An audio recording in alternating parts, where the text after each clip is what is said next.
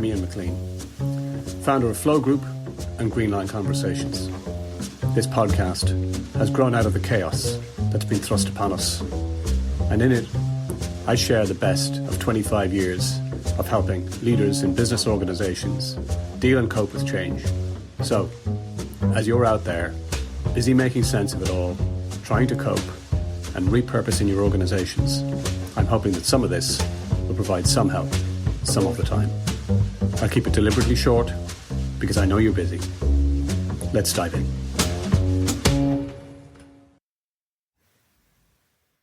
One thing that we've discovered over the years of working with organizations in the context of what they prefer and where their comfort levels lie is that there are two sides to business. One side we call the mechanics of business.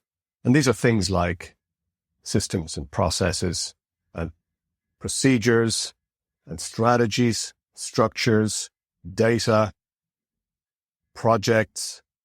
All of these things are the hardware of business and necessary because without them, well, things would be totally chaotic. But it's only one half of the story.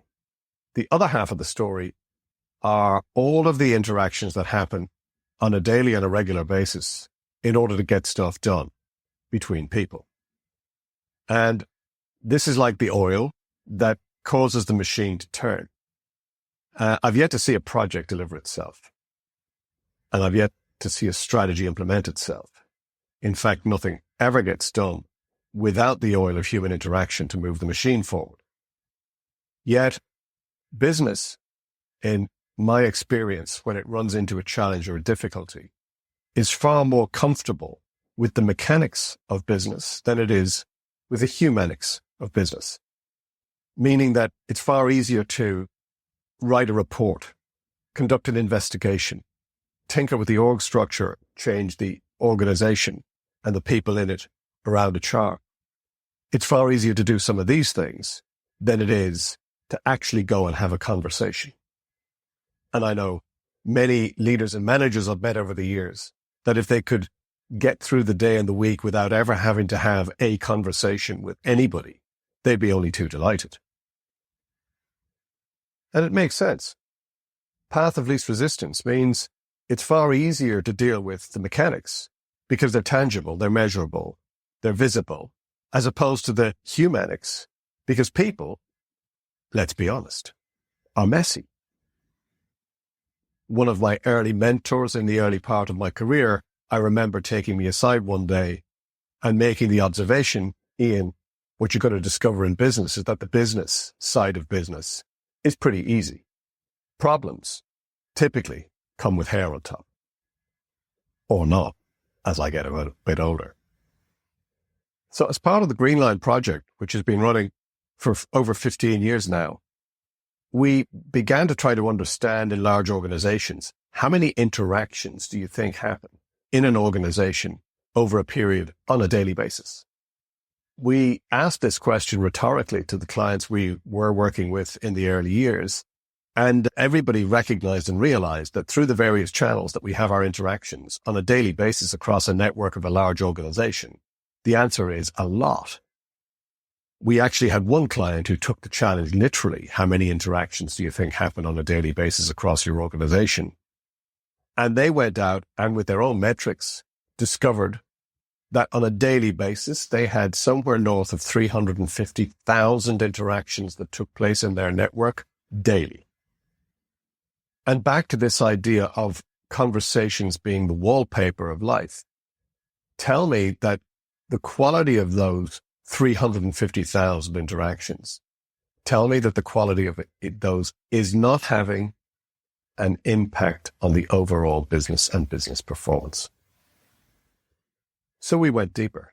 We went deeper to try to investigate what are the outcomes that result from these conversations. And we categorized them into three basic outcomes. So in all cases, there are three possible outcomes from your conversation. The first is a little bit like the gear shift in a car. You have the conversation with the right parties. You create an agreement. People go out. They execute around the agreement and it moves the business further on. That's like the D setting on your gear shift. But there's a second outcome. The second outcome is the conversation happens, but nothing happens. And that's like the N or the neutral on your gear shift. There's a further possible outcome. And the third possible outcome is the or on your gear shift, which normally stands for reverse. But in our case, we refer to it and we label it as residue. This is a conversation where the conversation happens, but it doesn't go very well. And now as a result of that conversation, people walk away, but instead of people agreeing and executing, it spawns further conversations between various parties, not in the room, not in an official way, in the corridors, in the coffee docks, in the car parks. Now, instead of having one agreement that people stand over and commit to, you now have a blizzard of emails, CC here, BCC there, and before you know it, the head of the department needs to get involved. We call this residue. And residue is exactly like residue in the oil.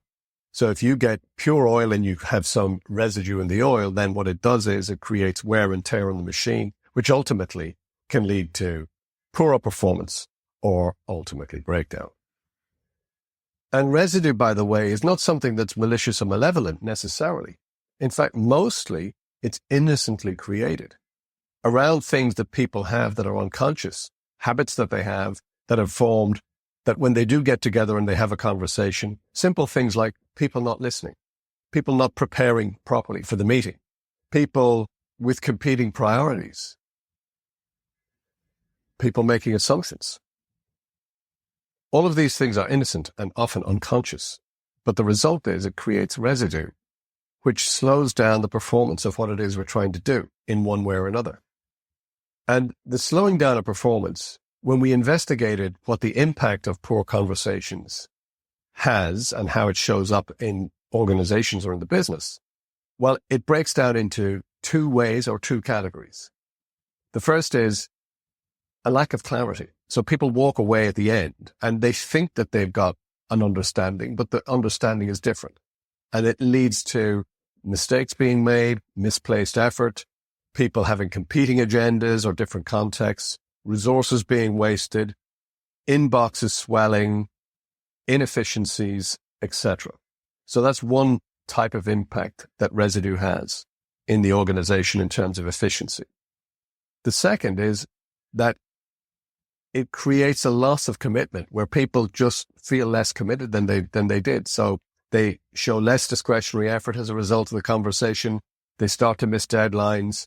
It turns into the blame game where it's your fault, not my fault. Trust gets eroded. People start to behave in a cover your ass way. And you need more oversight and more micromanagement in order to ensure that people get stuff done because of the lack of commitment. So in summary, we can't not have conversations. It's the only way that stuff gets done. But there's a percentage, even though it's a minority of conversations, that result in, innocently often, a creation of residue, which hampers performance by either creating a lack of clarity or a loss of commitment. And this comes with a cost. And in part 3, we'll explore and investigate what is the cost.